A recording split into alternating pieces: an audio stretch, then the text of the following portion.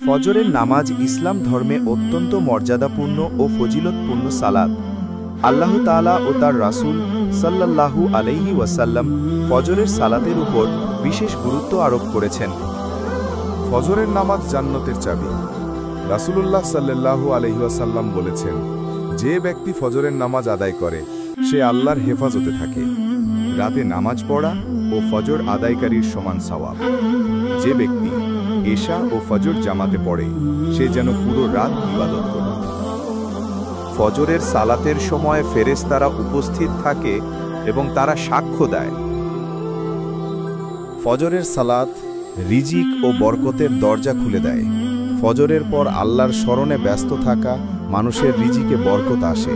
ফজরের নামাজ ঘুমের চেয়ে শ্রেয়তর। সালাত নিদ্রার চেয়ে উত্তম।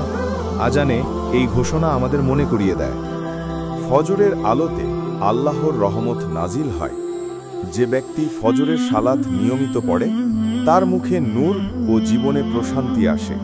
সংক্ষিপ্ত উপসংহারভাবে বলা যায়, ফজরের নামাজ শুধু একটি ফরজ নয়, বরং এটি বরকত, রহমত ও জান্নাতের দ্বার উন্মুক্ত করার অন্যতম চাবিকাঠি। তাই প্রত্যেক মুসলমানের উচিত ফজরের নামাজ পড়া ও 5 ওয়াক্ত নামাজ আদায় করা।